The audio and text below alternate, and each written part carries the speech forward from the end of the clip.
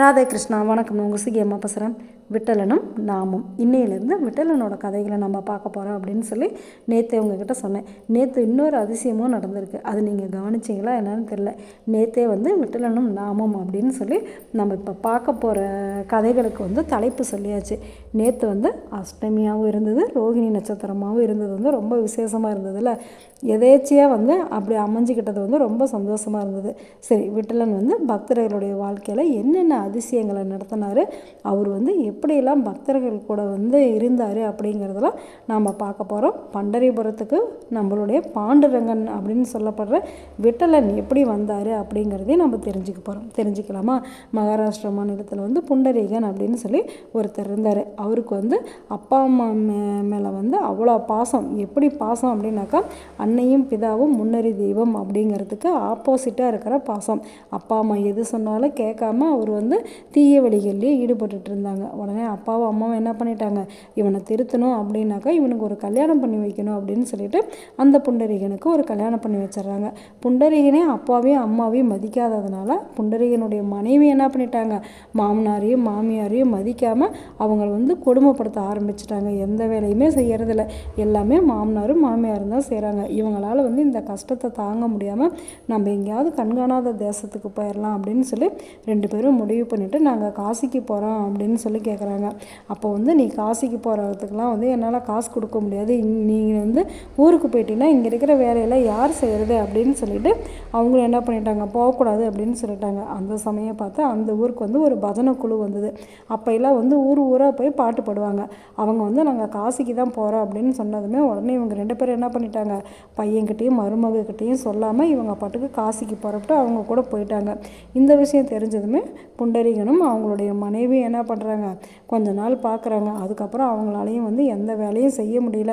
அப்பா அம்மா இருந்தால் தானே நம்மளுக்கு வேலை செய்வாங்க. சரி, நாம்ளும் அப்படியே காசிக்கு புறப்பட்டுடலாம் அப்படின்னு சொல்லிட்டு 2 பேரும் புறப்பட்டு போகும்போது அப்பாவும் அம்மாவும் குதிரை மேலே போகிறத பார்க்குறாங்க. பார்த்ததுமே வயசான உனக்கு எதுக்கு குதிரை அப்படின்னு சொல்லிட்டு அவங்கள இறக்கி விட்டுட்டு மனைவியை தூக்கி குதிரை மேலே உட்கார வச்சுக்கிறாரு. அப்புறம் அவரே தன்னுடைய தோள் மேலே உட்கார வச்சு அவங்க காசியை நோக்கி போயிட்டுருக்காங்க.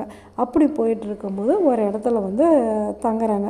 அப்படி தங்குற இடத்துலையுமே அந்த புண்டரீகனுடைய மனைவி என்ன பண்ணுறாங்க, மாமனாரையும் மாமியாரையும் கொடுமைப்படுத்துகிறாங்க. எந்த வேலையுமே செய்ய மாட்டேங்கிறாங்க. அப்போ அவங்க நினச்சிக்கிறாங்க, காசிக்கு போனால் கர்மம் தொலையும்னு சொன்னாங்க. ஆனால் எனக்கு இன்னும் என்னுடைய கர்மம் தொடர்ந்துக்கிட்டே இருக்கேன், நான் என்ன கடவுளே செய்வேன் அப்படின்னு சொல்லி கடவுள்கிட்ட வேண்டிக்கிறாங்க. அதுக்கப்புறம் அவங்க ஒரு ஊருக்கு போய் அந்த ஊரில் ஒரு குடிசை அமைச்சு அங்கே இருக்காங்க. அப்படி அவங்க இருக்கும்போது ஒரு நாள் புண்டரீகனுக்கு தூக்கமே வரல. தூக்கம் வராதப்போ வெளியில் குடிசைக்கு வெளியில் நின்றுட்டுருக்காரு. அப்போ 3 பெண்மணிகள் வராங்க. வந்த உடனே அவங்க 3 பேருமே ஒரு குடிசைக்குள்ளார போகிறாங்க. அவங்க பாட்டுக்கு அந்த குடிசையெல்லாம் சுத்தம் பண்ணுறாங்க. எல்லா தண்ணி தெளித்து கோலம் போட்டு அவங்க எல்லா வேலையும் செஞ்சுட்டு வெளியில் வரும்போது பார்த்தா அப்படியே 3 பேருமே நகைகளோடு அப்படியே புது பொண்ணு மாதிரி இருக்காங்க அப்படின்னு சொல்கிறாங்களா. அந்த மாதிரி தகன்னு மின்னிட்டு வராங்களாம். புண்டரீகன் போகும்போது இவங்க எல்லாருமே ரொம்ப இதாக தானே கோரமாக தானே இருந்தாங்க, இப்போ எப்படி இவங்க இவ்வளோ அழகாக இருக்காங்க அப்படின்னு சொல்லி பார்த்துட்டு அவங்கக்கிட்ட போய் எப்படி நீங்கள் இப்படி இருக்கீங்க அப்படின்னு சொல்லி கேட்டாங்களாம். அதுக்கு அவங்க 3 பேரும் சொன்னாங்களாம், நாங்கள் 3 பேருமே கங்கை, யமுனை, சரஸ்வதி, நாங்கள் 3 பேருமே மக்கள் எங்ககிட்ட கொடுக்குற பாவத்தை எங்கே போய் தொலைக்கிறது அப்படின்னு சொல்லி நினச்சிட்டு இருந்தோம். இந்த ஆசிரமத்தில் குக்குட முனிவர் அப்படின்னு சொல்லி ஒருத்தர் இருக்கார். அவர் அவங்க அப்பா அம்மாவுக்கு செய்கிற சேவையில் எப்போவுமே ஈடுபட்டுருக்காரு. அதனால் அவருக்கு நாங்கள் சேவை செய்யும்போது எங்களுடைய பாவங்கள்லாம் தீர்ந்து நாங்கள் போகிறோம் அப்படின்னு சொல்கிறாங்க. உடனே இவரும் உள்ளார போய் பார்க்குறாரு. உள்ளே போய் பார்த்தா பார்க்கவே முடியல.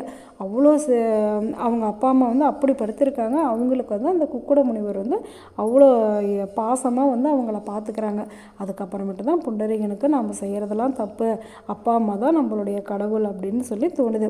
அதுக்கப்புறம் அந்த குக்குட முனிவர்கிட்ட மன்னிப்பு கேட்டதுமே உடனே அவர் சொல்கிறாரு, நீ எங்கேயும் போக வேணாம், நீ இங்கேயே தங்கி உங்கள் அப்பா அம்மாவுக்கு தொண்டு செஞ்சினாவே அதே இறைவனுக்கு செய்கிற தொண்டு அப்படின்னு சொல்லி அவர் புத்திமதியெல்லாம் சொல்கிறாரு. அதுக்கப்புறமேட்டு என்ன, புண்டரீகனும் அவருடைய மனைவியும் அவங்க அப்பா அம்மா அப்படியே கண்ணுக்குள்ளார வச்சு காப்பாற்றுறாங்க. இந்த கதை இப்படி இருக்கா. நம்மளுடைய வைகுண்டத்தில் வந்து கிருஷ்ணர் வந்து நாரதர்கிட்ட கேட்குறாரு, பக்தர்களை பார்த்து ரொம்ப நாள் ஆச்சு, யாராவது ஒரு நல்ல பக்தராக இருந்தால் சொல்லு நாரதா, நான் போய் பார்த்துட்டு வரேன் அப்படின்னு சொல்லி கிருஷ்ணர் வந்து நாரதர்கிட்ட சொல்கிறாரு. அப்போ நாரதர் சொல்கிறாரு, பூலோகத்தில் வந்து புண்டரீகன் அப்படின்னு சொல்லி ஒருத்தர் இருக்கான்.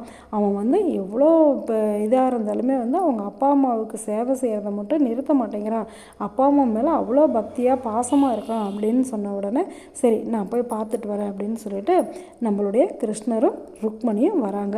அப்படி அவங்க 2 பேரும் வரும்போது புண்டரீகனும் அவங்களுடைய மனைவியும் அவங்க அப்பா அம்மாவுக்கு வந்து கால் அமுத்திட்டு இருக்காங்க. அப்போ வந்து கண்ணை கூப்பிட்ற அப்படி, புண்டரீகா நான் கிருஷ்ணர் வந்திருக்கேன் வாப்பா அப்படிங்கிறாங்க. நான் வந்து எங்கள் அப்பா அம்மாவுக்கு வந்து பாத சேவை செஞ்சிட்ருக்கேன், இப்போ நான் வந்தேனாக்கா அவங்களுடைய தூக்கம் கலைஞ்சிடும், அதனால் அவங்க எந்திரிச்ச வாட்டி வரேன் அப்படிங்கிறாங்க. மறுபடியும் கிருஷ்ணர் வந்து கொஞ்ச நேரம் நின்றுட்டுருக்காரு. அதுக்கப்புறமேட்டு புண்டரீகா என்னால் நிற்க முடியல, வாப்பா நான் கிருஷ்ணர் வந்திருக்கேன் அப்படின்னு சொல்கிறாரு. உடனே இந்த புண்டரீகன் என்ன பண்ணுறாரு, பக்கத்தில் இருக்கிற செங்கலை தூக்கி போட்டு இந்த செங்கல் மேலே நில்லுங்க நான் வந்துடுறேன் அப்படின்னு சொல்கிறாரு. மறுபடியும் கிருஷ்ணர் சொல்கிறாரு, புண்டரீகா நான் கிருஷ்ணர் வந்திருக்கேன் வாப்பா அப்படின்னு சொல்லி கூப்பிட்றாரு. எங்கள் அப்பா அம்மா எந்திரிச்ச வாட்டி தான் நான் வருவேன் அப்படின்னு சொல்லிட்டு அவங்களுக்கு பாத சேவை செஞ்சுக்கிட்டே இருக்காங்க. நம்ம நின்றுக்கிட்டே இருந்தோம்னாக்கா கொஞ்சம் நேரத்துக்கு மேலே நம்மளால் நிற்க முடியாது. உடனே நம்ம என்ன பண்ணுவோம், நம்மளுடைய கழியை வந்து இடுப்புக்கு கொடுத்து நிற்போம்.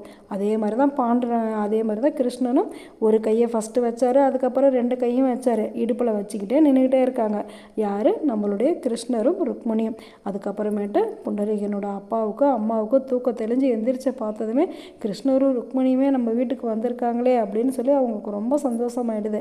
நம்ம பையனுடைய பக்திக்காக தான் வந்து கடவுளே வந்திருக்காரு அப்படின்னு சொல்லி அவங்க வந்து ரொம்ப சந்தோஷமாக போய் கிருஷ்ணரை வழிபடுறாங்க. அப்போ வந்து கிருஷ்ணர் வந்து புண்டரீகன் கிட்ட கேட்குறாரு, உனக்கு என்ன வர வேணும் அப்படின்னு சொன்னதுமே உடனே புண்டரீகன் சொல்கிற அப்படி, நீ வந்து எனக்கு காட்சி கொடுத்த மாதிரி இங்கே வர எல்லா மக்களுக்கும் காட்சி கொடுத்து அவங்களுடைய கஷ்டத்தை நீ போக்கணும்.